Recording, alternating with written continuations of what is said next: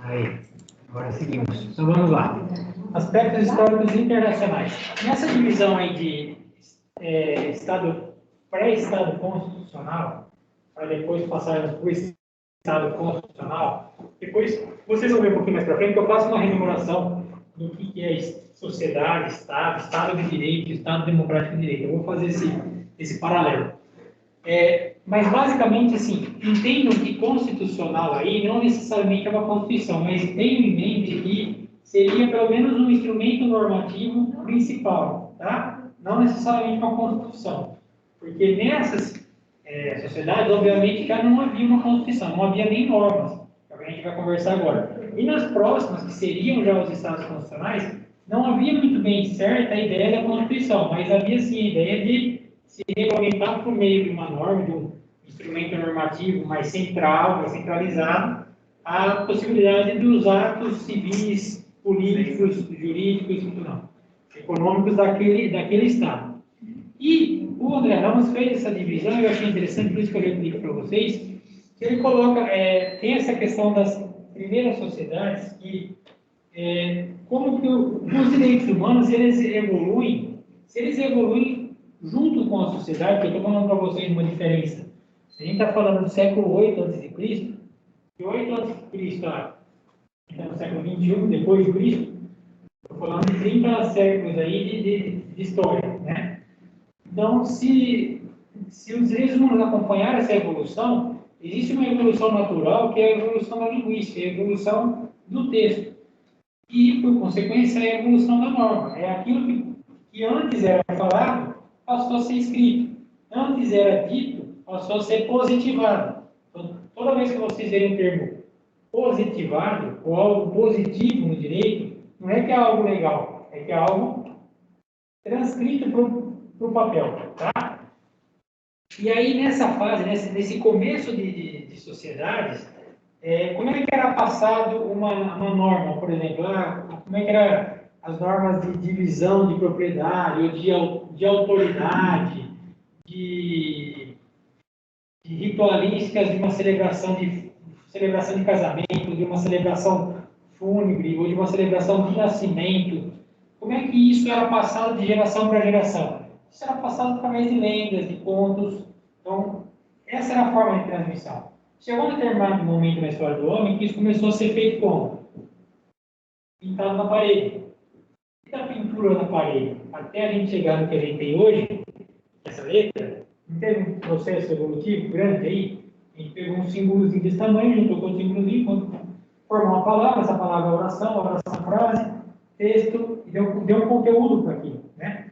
E os direitos humanos acompanharam essa evolução. Se acompanharam essa evolução, eles passaram a ser melhor entendidos ou melhor regulamentados. Então, se o ser humano se juntou com outro ser humano para viver em sociedade, e aí começou a criar o Estado e se organizar dentro de um território, ele começou a ver que ele tinha que ter mais ou menos a mesma linha de pensamento do outro, porque senão um ia matar o outro para brigar pela mesma coisa. Então, peraí, vamos conversar. Estou falando de maneira bem simplória, mas é mais ou menos para entender a história da coisa. Vamos negociar, vamos conversar para a gente estruturar uma regra, um regramento, e a gente entender como é que a gente vai viver em conjunto. Então, isso foi evoluindo, isso evoluiu a ponto de criarem situações em que eu poderia delimitar o espaço da minha residência, e aí começa a ideia de propriedade. Eu podia falar que eu estava produzindo determinado rebanho, então eu podia trocar aquele rebanho por uma planta que o outro estava fazendo, aí começam as relações comerciais. Essa evolução histórica aconteceu, e os direitos humanos foram acompanhando esse processo. E aí, nesse processo que foi passando até chegar no procedimento de codificação, a gente tem um exemplo muito citado para a doutrina, aqui por meios desses séculos aqui, que é o Código de Hammurabi. O Código de Hammurabi, ele tem a famosa história da lei italiana.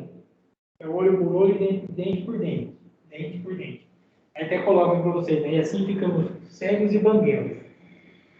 É a história da repetição. Eu mostrar para vocês que a gente tem que repetir alguma coisa.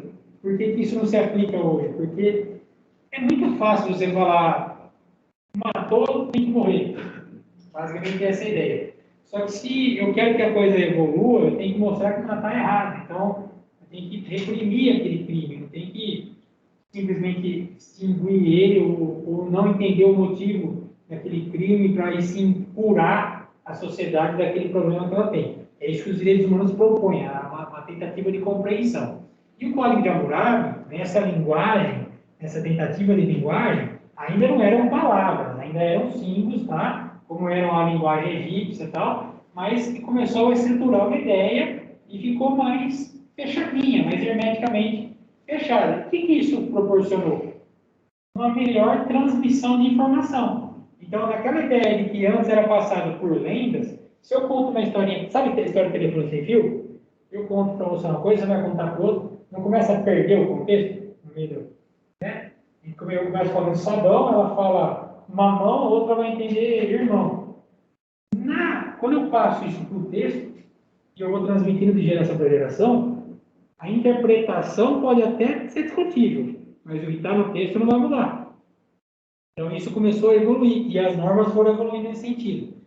E aí a gente tem um outro recorte metodológico, que eu optei por fazer, para colocar para vocês aqui, ó, a influência da Grécia e da Roma, e de Roma na concepção de direitos humanos. Tanto uma quanto outra, na formação, na estruturação das suas normas aplicáveis lá, porque aí o que acontece? As grandes autoridades, sejam elas reis, imperadores, de uma maneira geral, aqueles que detinham o poder, que muitas vezes eram, às vezes até compreendidos como os representantes de Deus na Terra, como eram os imperadores e tal, eles começaram a entender que eles precisavam de normas para poder regulamentar as ações daqueles que eram subordinados a eles. Tá? Isso, no futuro, virou contra os próprios reis. Então, eu estou falando de uma maneira bem jogada assim, isso tem que ser melhor trabalhado. Eu vou tentar ser bem simplório mesmo, porque não é o nosso objetivo, não é introdução a estudo de direito. Mas a ideia era o seguinte: se eu sou o imperador, eu vou colocar no papel tudo que eu quero que vocês façam. Então, tipo, imposto, vocês vão me pagar imposto. Vocês vão me pagar imposto porque vocês estão criando cabra, vocês vão me pagar imposto sobre. Beleza, beleza. Foi passando os anos, aqueles que estavam pagando o imposto sobre a cabra começaram a questionar por que a gente paga e não recebe nada. Como acontece com a gente hoje? Porque fica pistola pagando imposto de renda. E paga, recebe o anulerite e não tanto descontado lá, é só uma aspa. Meu Deus do céu, ele está indo embora, não tem um retorno. Isso acontecia lá atrás também, não nessas proporções, não dessa forma. E aí, aquela ideia que a autoridade suprema começou a fazer para se resguardar, ou para ter um benefício do controle dos seus subordinados, começou a se rebelar contra ele. Porque eles começaram a se juntar e criar, por meio de normas, mecanismos de controle daquele poder superior. É isso que eu vou falar para vocês aqui nesse caminho histórico aqui, tá? A Grécia e a Roma, dentro dos direitos humanos, para a Grécia, a principal ideia que ela coloca para a gente, que foi saudável para o desenvolvimento das sociedades, é a ideia de democracia. Então, a ideia dos iguais serem tutelados politicamente, então eu poder organizar a sociedade e celebrar o voto, e aí escolher aquele que seria mais votado para representar, e ele levar o debate para aquele setor da sociedade aí que vai debater e vai gerar novas leis, novas normas que vão ser seguidas. Que mais? Eu já falei da questão da igualdade, né, na condição de cidadão aqui, que começa na Grécia, depois é trabalhada também em Roma, dos iguais. Então, quem era cidadão? Só quem era igual, quem tinha direito político. Mas quem tinha direito político era o homem que exercia atividade, não podia ser criança, não podia ser idoso, não podia ser mulher. Então, foram criando-se, de certa forma, alguns mecanismos de entendimento da sociedade, estruturando isso com base em leis, e a Grécia, acho que o principal contributo dela para o desenvolvimento foi a oxigenação dentro do campo político, dentro dos debates de ideia, porque a partir da inserção da democracia no debate da sociedade, do Estado que era criado, eu começo a criar formas de organizar a sociedade. E foi daí que vieram as ideias de organização em poderes executivo, legislativo e judiciário.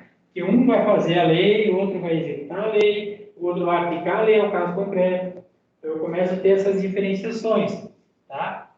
Em Roma, nessa evolução, Roma foi aqui, esse período de Império Romano, foi onde mais se entendeu que a legalidade era importante. Esse processo de transmissão de informação por meio de leis, ou de transmissão de conceitos, ou de resguardo de bens que deveriam ser tutelados, foi onde mais se tomou importância. E o principal instrumento que é citado pela doutrina é a lei das 12 tábuas. Nela, começou a ter ali a sementinha de alguns institutos que são trabalhados até hoje, por exemplo, no nosso direito civil. Então, tem um direito civil, dentro dessa ideia toda da sementinha que foi tratada, eu tenho aqui a questão da propriedade, da ideia de liberdade de propriedade.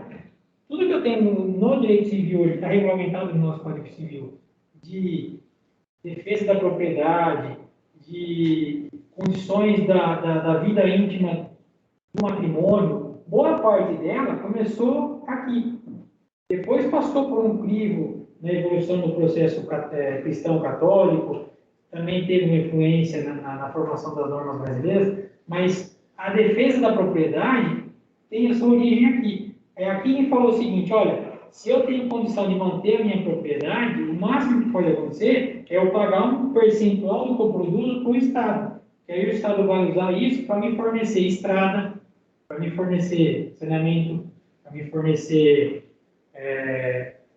na época, sei lá, segurança. Então, tinha os burgos, na época dos serviços feudais, havia burguesia, eram formados os burgos ali em volta das cidades e eram controlados os feudos. E aí haviam pequenos exércitos, os próprios donos das terras tinham seus pequenos exércitos. Se havia guerra, o rei convocava eles para ir para a guerra. Então, quer dizer, além de eles produzirem, eles tinham que mandar os homens deles. Então, havia uma relação, né? E isso começou a ser trabalhada de maneira mais normativa, vamos dizer assim, mais do que a gente entende hoje como positivada, aqui na República Romana. Eu coloco aqui, o que mais? O jus gentium, direito das gentes.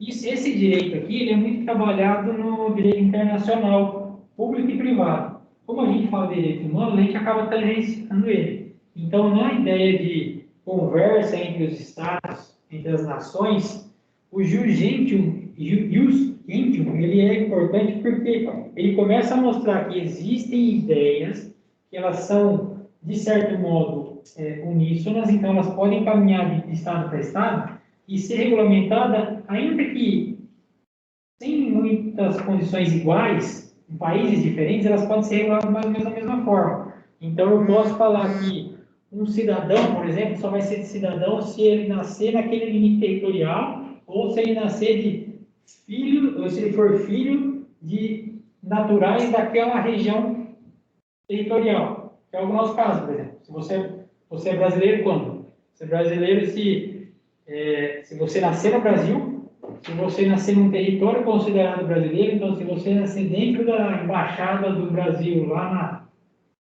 Jordânia, você nasce, tem uma embaixada lá, se você nascer lá dentro, você é considerado brasileiro, ou se você tiver pais brasileiros e está no exterior nascer, você for registrado até determinada data, for registrado no consulado, se o seu pai ou a mãe é brasileiro, está a serviço do país fora, e você nasceu mesmo não tendo sido registrado, você pode ser registrado quando volta ao país. Então, existem as condições de você ser brasileiro, tá? Isso é a ideia do jus gentium, quer dizer, eu tenho uma nação, e mesmo tendo uma nação, tendo um povo, eu me relaciono com qualquer outro povo do mundo, eu posso caminhar pelo mundo.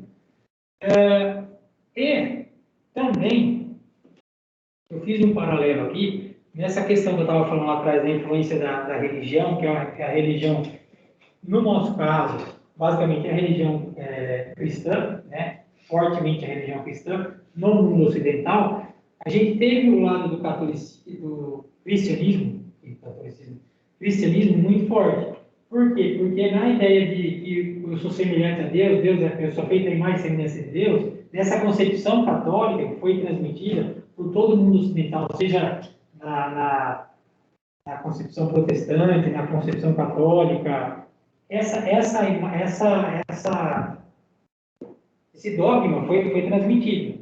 E a ideia de igualdade, ou seja, se eu sou igual pela imagem de Deus, eu tenho que ser igual ao meu irmão. Então, o conceito de igualdade foi algo positivo que a religião católica, ou a religião cristã, como um todo, conseguiu dinamizar isso, principalmente no mundo ocidental. Tiveram outras questões, de um lado mais negativo, que ofenderam e muito os direitos humanos, ao longo dessa evolução histórica de 30 séculos.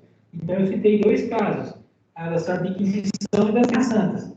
Na Santa Inquisição, as mulheres eram taxadas como bruxas, eram caçadas, queimadas, sem direito, porque elas não poderiam tocar uma casa, elas não poderiam ter um comércio, não poderiam ter opinião, enfim. Porque a gente estava falando quase do Talibã, que é o colega ali. Então, era um período muito nebuloso. Então, é um período ruim, e isso teve essa base. E a outra foram as Guerras Santas, que era das conquistas dos mouros, das terras dos mouros, que houve uma expansão da Europa para o Oriente Médio, pelas cruzadas, e não teve...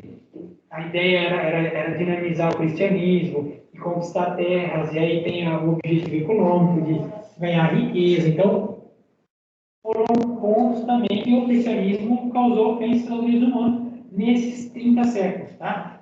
Então, eu achei importante falar porque nosso direito vai ter fortemente a influência de Roma.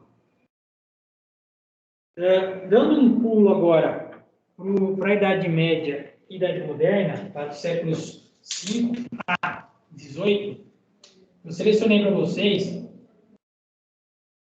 eu citei dois documentos aí, alguns outros documentos, mas o principal deles é a Magna Carta.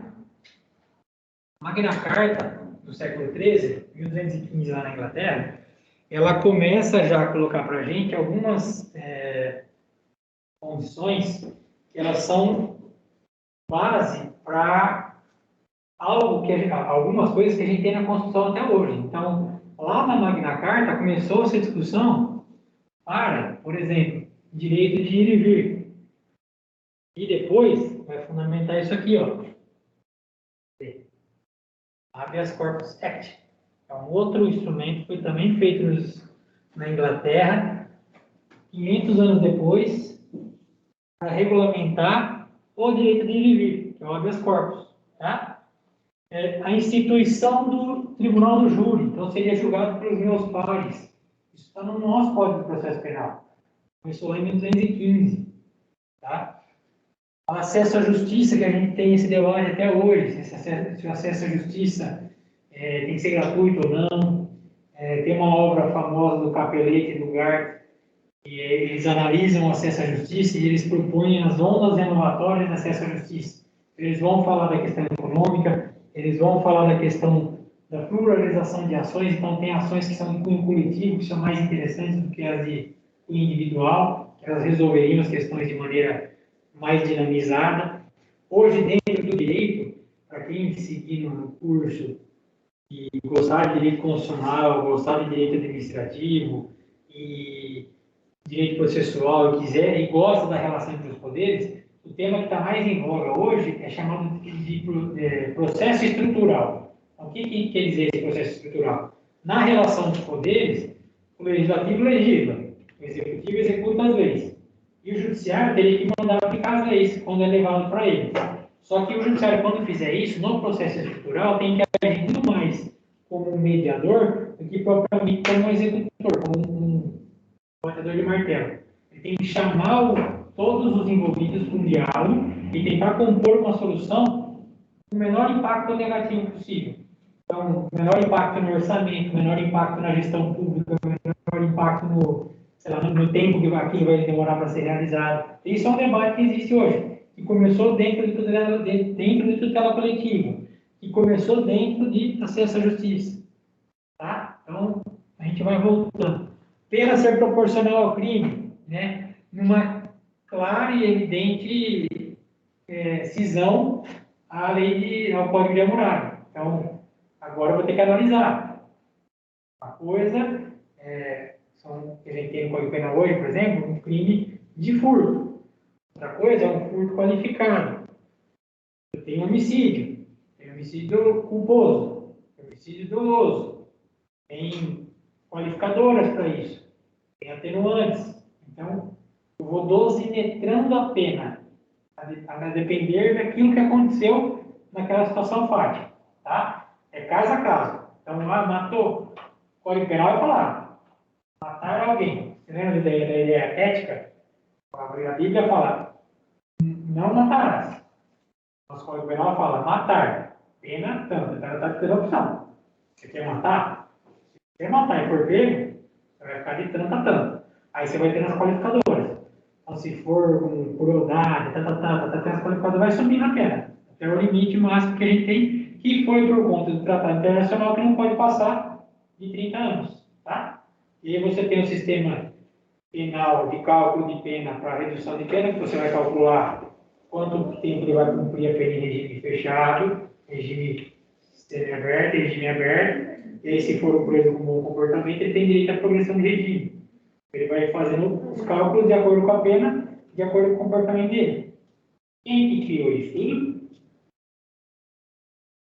O ser humano. Político. Você tem que mudar isso, tem a base dos direitos humanos. Se há algo aí que está nebuloso, quem pode mudar isso? O Poder Legislativo. Tem um processo? Então não adianta a gente simplesmente colocar os direitos humanos e falar a culpa é dos direitos humanos. Não é. Aqui serviu de base para um universo de fundamentos que dão garantia para eu chegar aqui na sala de aula com vocês e poder falar o que eu penso. Isso também é direito humano. Mas também garantiu algumas coisas que a gente pode questionar. Outros pontos aqui. O que mais? Então, tá. Magna Carta. Eu citei aqui a Declaração das Cortes de Leão, da Península Ibérica, que é um pouco anterior, mas foi só um dado histórico que eu consegui citar aqui. Pulando aqui para outros instrumentos históricos que são relevantes, também da Inglaterra, todos aqui, ó, vocês podem ver todos do século XVII. Ó. A Petition of Right, 1628, no taxation without representation. É a ideia do conformismo aqui, é a ideia do tributo. O superior cobrava o tributo.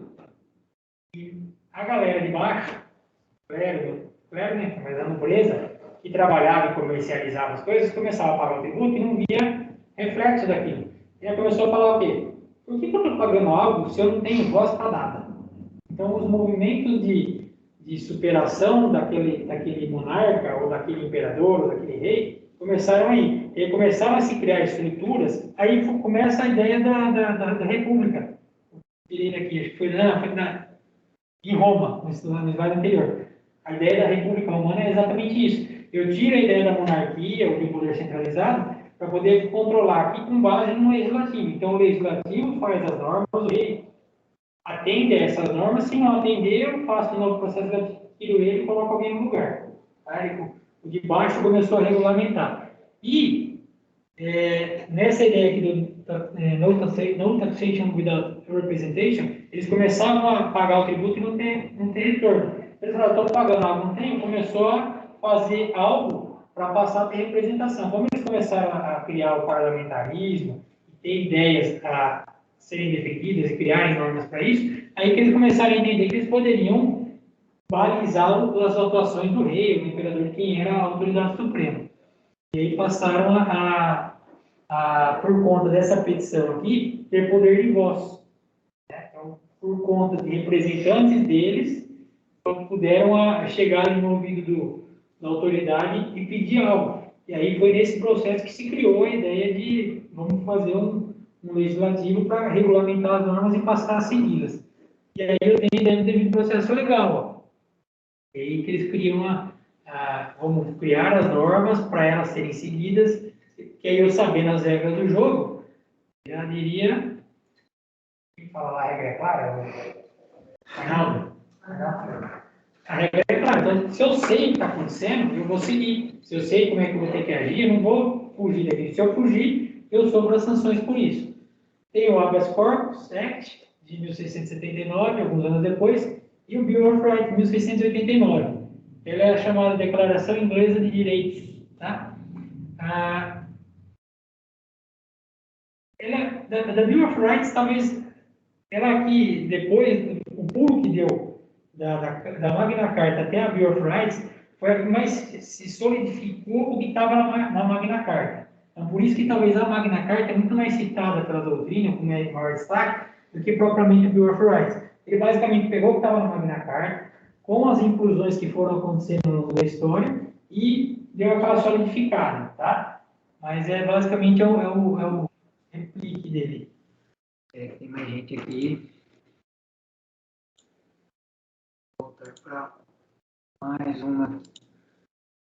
Aqui aquele paralelo que eu falei para vocês com teoria geral do Estado, ciência política.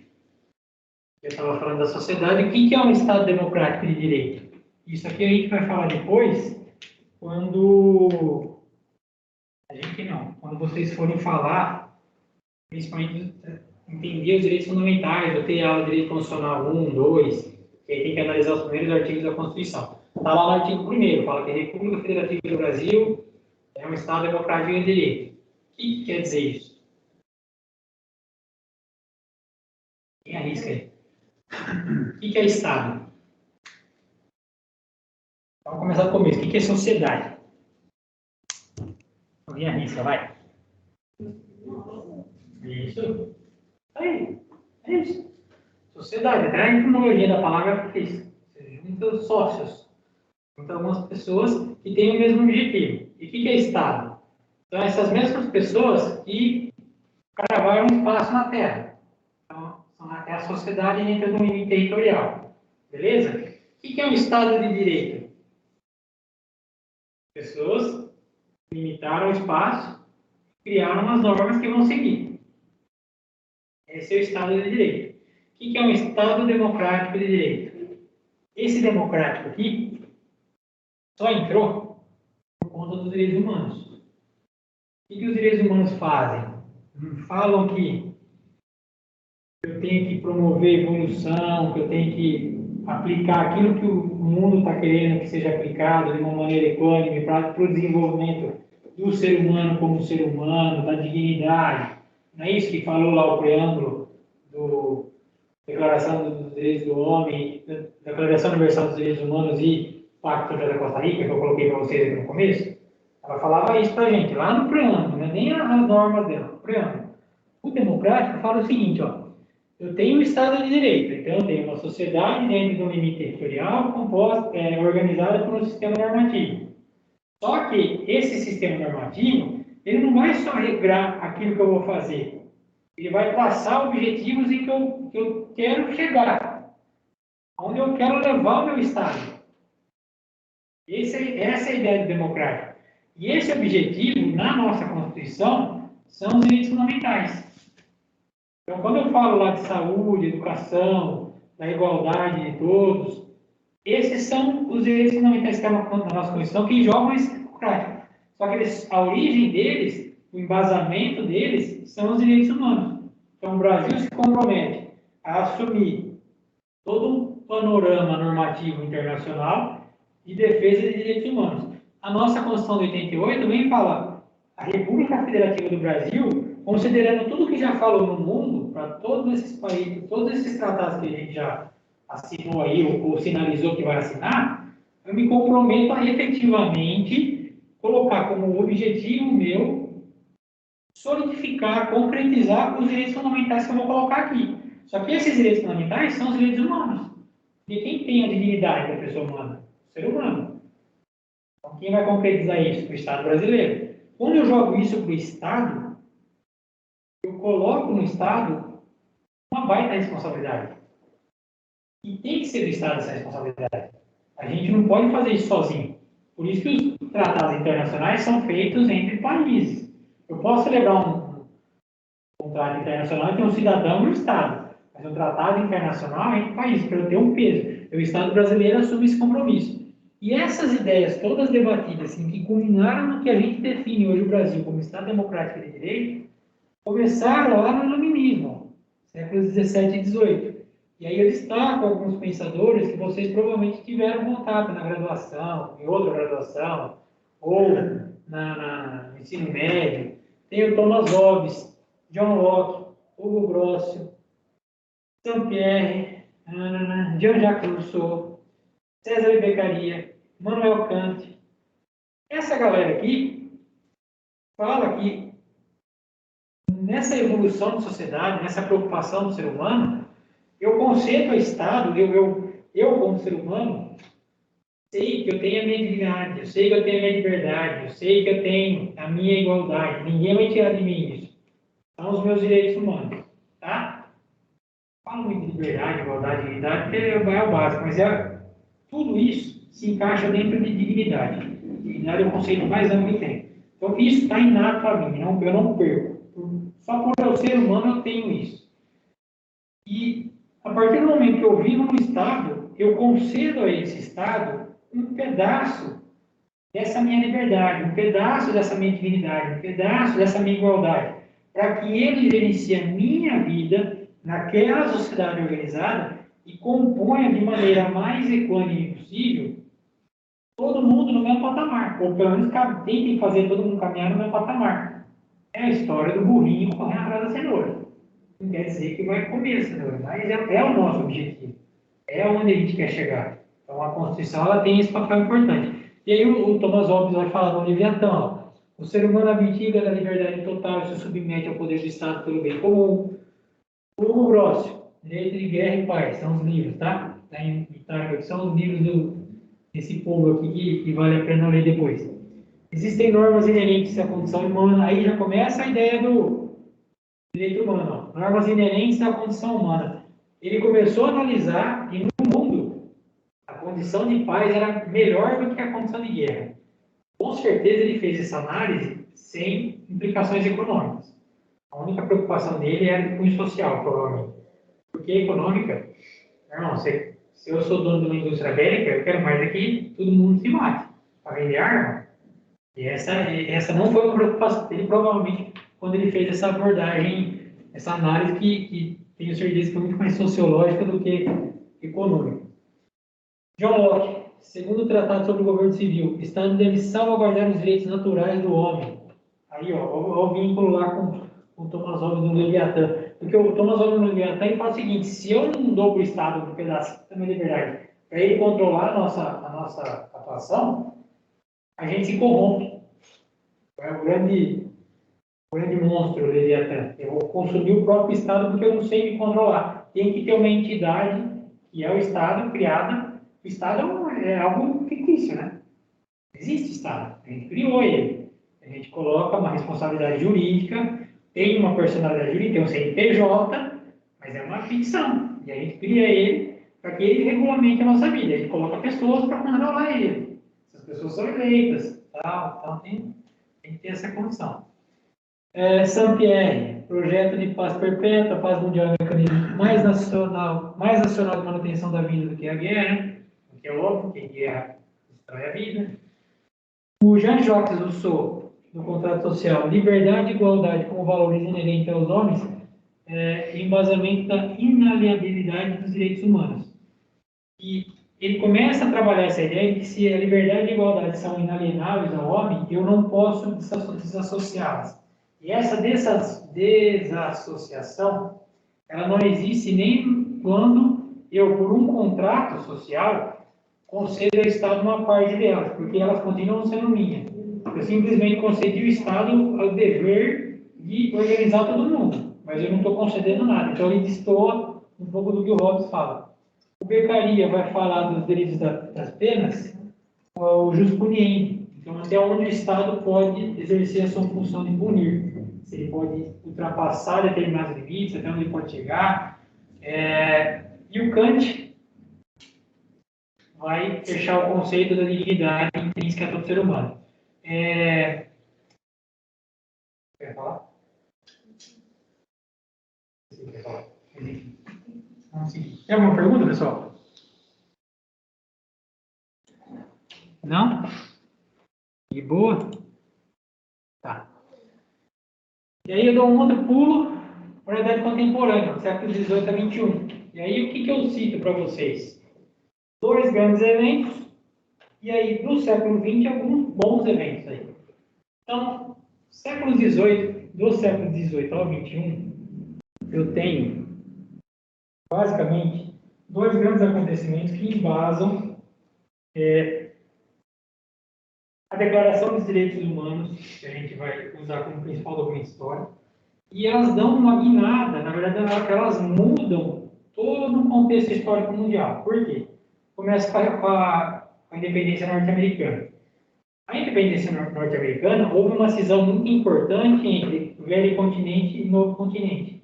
Então, ali, os norte-americanos disseram para a Inglaterra que não precisavam mais deles, poderiam ser um país independente.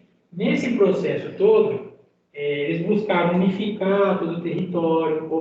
Não é um trabalho que é fácil, não é algo que aconteceu do dia para a noite. Houve ainda a Guerra Civil norte-americana, em razão da independência. Mas, assim, esse procedimento de cisão foi importante para nós, como americanos, tá? Nós todos aqui somos americanos, certo? Já começou a haver algumas mudanças no mundo em razão a isso. Claro que a gente está falando de 1776. A gente era Brasil colônia ainda, já tinha sido descoberto. Não tinha implicações políticas que a gente sente hoje. Mas começa a ser implantada a ideia de a gente poder ter a nossa independência, e a nossa independência não foi tão violenta como a deles, mas foi traçada. A Revolução Norte-Americana, a independência norte-americana, o grande marco dela documental, o que é? É a própria Constituição deles. E depois, em 1787, foi criada a Constituição, que passou por algumas emendas em 1791, que basicamente é o que se mantém até hoje. É quase igual a nossa. A nossa foi de 1988, a última. Quer dizer, a gente, em 500 anos, tem, acho que são 7 constituições, 6 ou 7, se considerar, acho que no período militar, de 67, tem alguns que falam que não foi Constituição, acho que são 8, ou 7, não lembro. Mas se pegar só de 88, em 2019, que é a reforma previdenciária, foi aprovada a emenda constitucional número 103.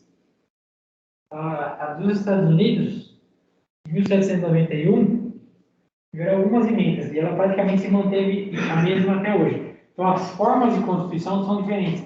A deles é mais enxuta, a nossa é mais analítica, a nossa é mais esmiuçada.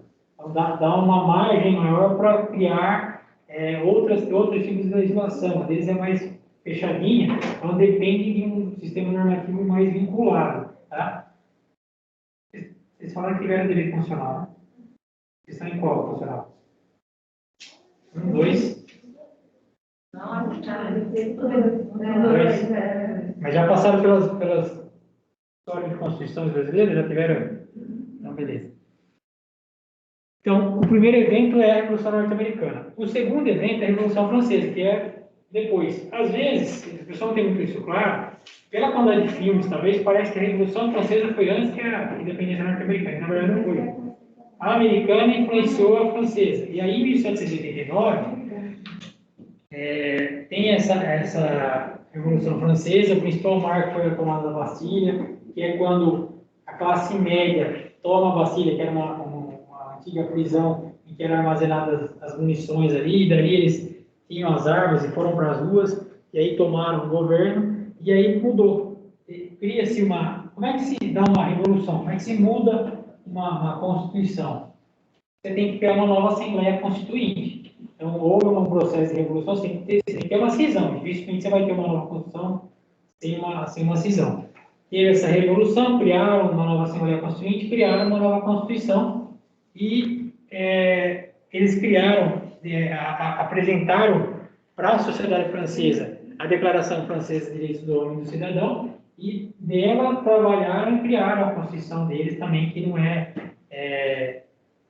derivado de tantas emendas ou tantas evoluções históricas, tantas mudanças históricas como a nossa. O que é importante da Revolução Francesa, basicamente, é que tem aquele grande trinômio, que é igualdade, liberdade e fraternidade. Essas ideias aí, elas vão permear vários conceitos de direitos humanos, tá?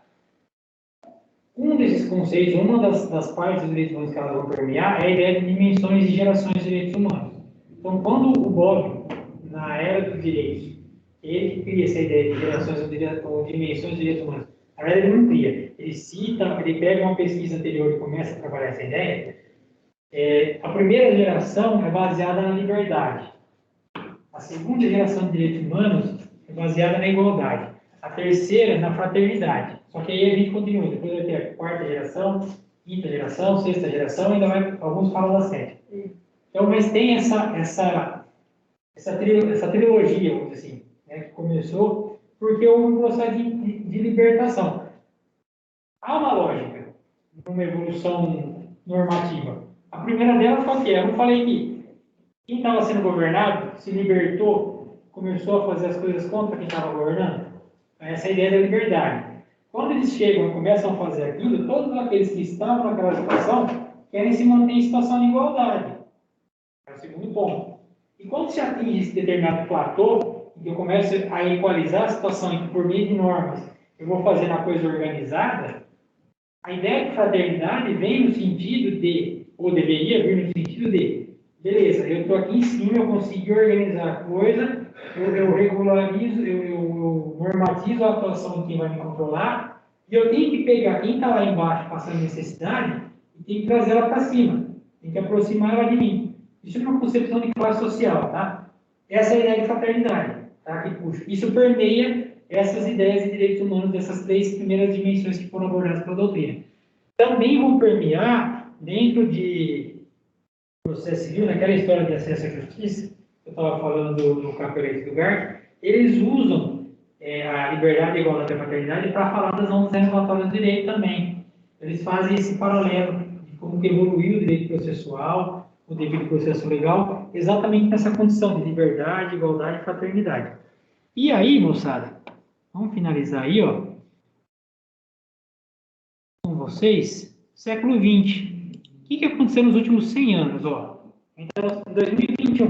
De 2021 para cá, em anos então, vai, de 1910 para cá, voltando, a gente teve duas guerras mundiais, teve aí destaque, né, o Holocausto e o seu flagelo, quer dizer, a população judia e outras tantas que foram exterminadas, a Guerra Fria, tivemos as bombas atômicas de Hiroshima e Nagasaki, tivemos uma corrida espacial, tivemos uma corrida armamentista, inúmeras guerras no Oriente Médio, na Ásia, na África, e o que elas envolviam?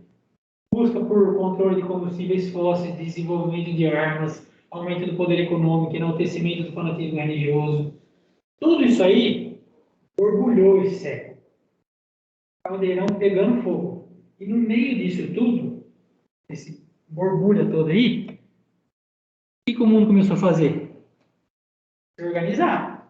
Antes de se organizar, eu só coloquei que nesse caminho todo aí, muito foi discutido e muitos sistemas políticos e econômicos foram implantados ou tentados ser implantados. É claro que o capitalismo predominou, mas dinâmica ainda existe. Capitalismo, socialismo, comunismo. É o forte dos últimos 100 anos, vamos dizer assim.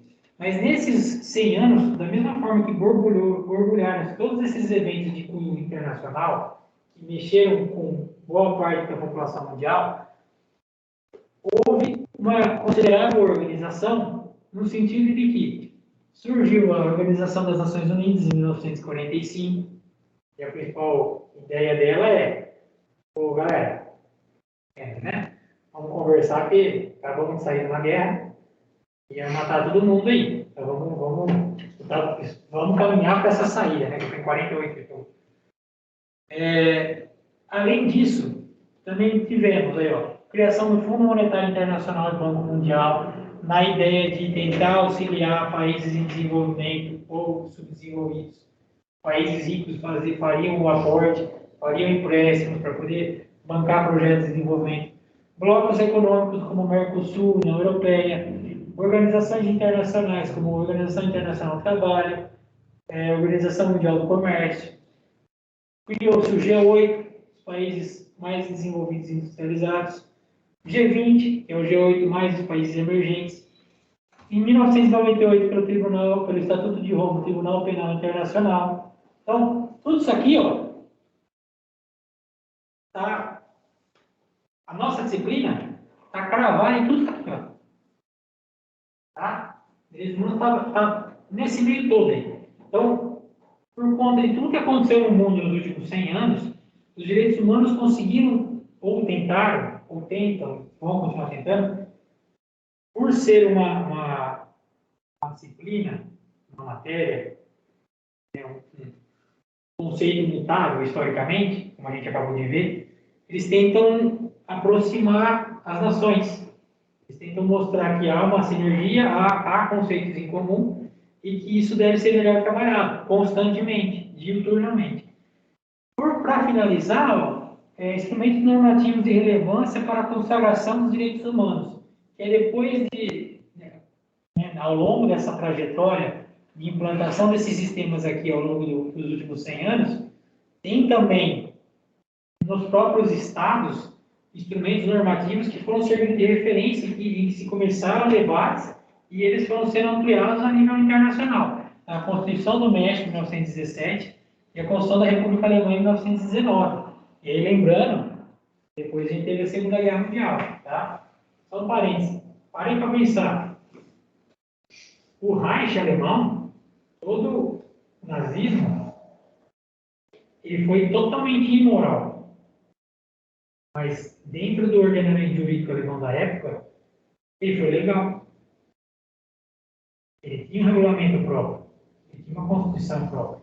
Até existe uma trava entre dois doutrinadores, que é o Hans Kelsen e o Carl Schmitt. Eles eram austríacos, se não me engano, eles davam aula nas faculdades alemãs, e o Kelsen, que é da teoria pura do direito, se vocês tiverem contato, vão ter, o Kelsen viajou, acabou sendo obrigado em vários lugares do mundo, foi morrer em Berkeley, nos Estados Unidos. E criou a teoria pura do direito, a necessidade da gente entender o direito como norma pura, e sem firula e tal. Isso a gente conversa outra hora. Mas o Carl Schmitt foi o responsável por organizar a Constituição Alemã do Reich. Então, havia fundamentação normativa para aquilo. Então, lembra o que eu falei? Moral e ético são coisas distintas. O que aconteceu lá, ninguém aceita. Mas, juridicamente falando, tinha regulamentação. Tá? E não é aceitável, a gente sabe que é aceitável. Então, entendam isso. Isso que eu tenho para falar para vocês, assim, de ano passando, primeira aula de Histórica Internacional. Na próxima aula a gente fala um pouquinho de história no Brasil, e aí vai falar das características, conceitos, tal. Tem alguém que tem alguma pergunta? Não? Boa. Pessoal do Teams, tem alguém me ouvindo ainda aí? Opa, professor. Opa, eu tô aqui também. Sim. Sim. Alguém tem alguma pergunta aí ou não?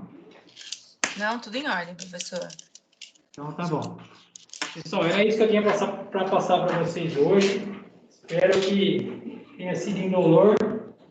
Agradeço muito a disposição de quem está aí no Teams e quem está aqui na sala. E eu esqueci de falar uma coisa que eu falei para o pessoal da manhã, não falei para vocês ainda. Vocês podem ter um professor que esteja, ou que é tão feliz quanto eu por estar aqui. Mais do que eu é impossível.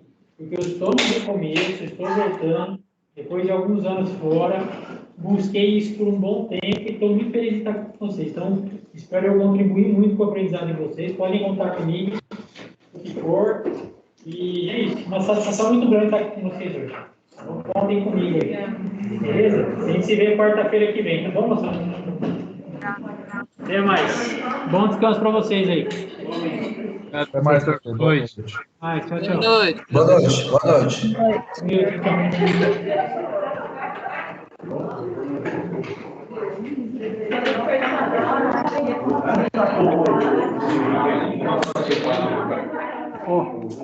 Você tá negócio de carro?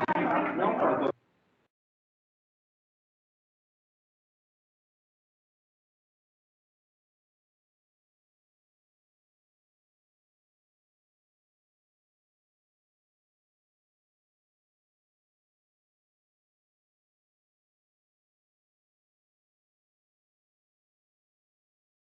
Pessoal, se alguém assinou a lista aí que veio depois, assina aqui, tá? Avisa lá. Quarta-feira, só você me lembrar. Se você não deixar esquecer, você volta comigo. O senhor tá falando? Não, tô saindo aqui. Vou até parar de gravar aqui, ó.